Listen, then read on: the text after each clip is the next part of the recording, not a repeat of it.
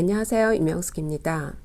땅속에서 동면을 하던 동물들이 깨어나서 꿈틀거린다는 경칩도 지나고 봄이 오는 소리에 귀를 기울여 봅니다. 오늘은 어떤 글로 시작을 할까 고민을 하고 있었는데 함께 말씀 공부를 하는 지인께서 좋은 영상 하나를 보내주셨습니다.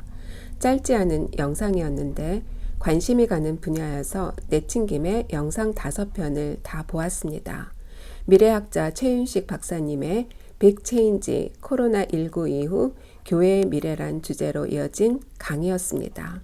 강사 최윤식 박사님은 빅 체인지 코로나19 이후 미래 시나리오란 책의 저자이기도 합니다. 강의의 내용은 코로나 이후 미래 시나리오를 전개하면서 교회는 무엇을 고민하고 준비해야 하며 또 무엇을 답해야 하는지에 대한 강의였습니다. 강사 최윤식 박사님의 이력은 조금 특이했습니다. 대학에서 철학을 공부했고 총신 신대원을 졸업해서 사랑의 교회에서 주일학교 목회를 하시고 다시 미래학을 공부하고 경영학 박사학위를 취득했죠. 그리고 현재는 인공지능의 자유의지란 제목의 논문으로 또 다른 박사학위에 도전하고 계십니다. 강의는 전부 5부로 진행이 되었는데 1부에서는 2021년 코로나 전개 및 예측, 2부에서는 코로나19 이후 경제 및 사회 미래, 3부는 코로나19 이후 기술의 미래, 4부에서는 빅 체인지 시대 교회의 미래, 그리고 마지막 5부에서는 대담 형식으로 진행이 되었습니다.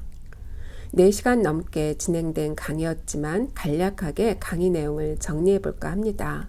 미래학이 미래를 예측한다고 하는데 이는 막연한 예언이 아니라 아주 정확한 논리적 확률적 데이터를 이용해서 미래를 생각하는 하나의 방법론이라고 합니다. 2019년 겨울쯤 중국 우한에서 시작된 코로나는 곧 끝날 거라는 대부분의 사람들의 기대와는 달리 미래 학자들 시나리오대로 1차, 2차, 3차의 대유행을 거쳐서 현재 250만 명 정도의 사망자를 내고 최정점을 찍고 하향 곡선은 그리고 있지만 아직도 종료가 되지 않은 상태입니다. 다행히 백신이 개발되었고 50-60%가 접종될 경우 집단 면역이 형성되고 30% 정도의 접종이 진행되었을 경우 마스크를 낀 상태에서 웬만한 경제활동과 사회활동이 재개된다고 합니다. 그 기간이 5월 말 정도라고 하는데 그렇다면 그날이 오기 전에 지난 1년간 언택트 환경에 익숙해져 있는 우리가 할 일은 뭐냐는 거예요. 소비자들은 온라인으로 상품을 구매했고 교회도 온라인 예배가 하나의 트렌드로 자리를 잡게 되었죠. 저 역시도 유튜브를 통해서 또는 줌으로 강의를 하고 있습니다. 처음엔 어색했지만 점점 익숙해져 가고 오히려 편안함까지 느끼고 있는 중이죠. 이런 상태에서 아무것도 준비하지 않는다면 후일에 의도치 못한 혼란을 야기할 수도 있다는 겁니다. 물론 단기간 내에는 별다른 변화가 없을 수도 있지만 중장기적으로는 사람들의 세계관도 변하고 엄청난 시대의 변화를 초래한다는 겁니다. 중세시대에도 패스트를 잘못 대응한 결과 교회 권위는 실추되고 중세 기독교를 무너뜨리는 원인 제공이 되었다고 합니다.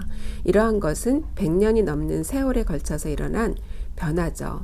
경제적인 측면에서도 빠르게 회복이 일어나겠지만 서민들의 체감 경기는 더욱 악화가 되고 세퍼레이티드 인플레이션이 일어나면서 사회적 취약점이 극대화될 거라는 주장을 합니다.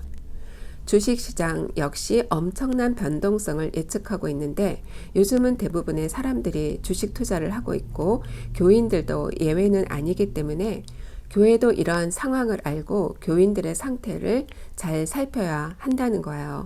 4차 산업을 향한 신기술이 만들어져가는 과정에 있었는데 이번 코로나 사태를 겪으면서 미래 산업에 대한 환상을 더 갖게 되고 새로운 붐이 조성되었다는 거죠. 단기적으로는 잘 느끼지 못하지만 중장기적으로는 아주 파격적이면서도 충격적인 변화가 일어난다는 거예요. 인류 역사상 수많은 기술이 나와서 한 시대의 패러다임을 바꾸곤 했지만 인간의 존재 자체를 바꾸지는 못했다고 해요. 그런데 지금 개발되는 인공지능, 바이오 나노, 우주기술 또는 증강현실 이런 강력한 기술은 인간의 존재 자체를 바꾼다는 겁니다. 물론 이러한 기술을 개발하는 지혜 자체는 하나님으로부터 온 거죠. 하지만 이러한 지혜와 기술이 창세기 11장에서 바벨탑을 쌓는 것처럼 사용되어진다면 교회와 신학자들은 이에 대한 가이드라인을 내놓아야 한다는 거예요. 특히 인공지능에 대한 개발은 그리 멀지 않은 미래에 우리의 모든 삶을 바꾸어 놓을 거라는 거죠. 앞으로 10년 이내 우리들의 직업 자체도 80~90% 변화가 일어난다고 합니다. 역사상 가장 강력한 인간 종인 호모 마키나 사피엔스가 등장을 한다는 거예요. 바이오 나노와 인공지능 기술로 결합된 신인류의 모습이라고 할 수 있죠.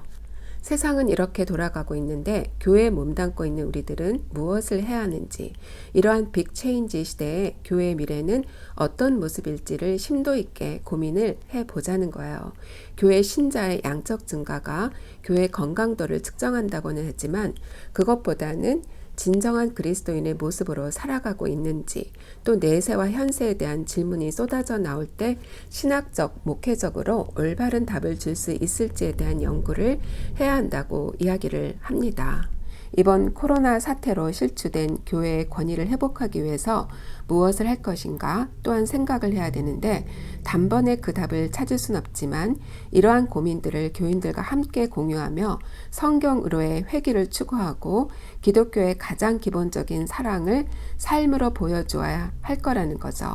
빅체인지 시대에 고도로 발달된 기술이 인간의 기본 체제까지도 바꿀 수 있을지는 모르지만 우리가 소중히 여기게 될 또 다른 가치 체계가 대두될지도 모른다는 거예요.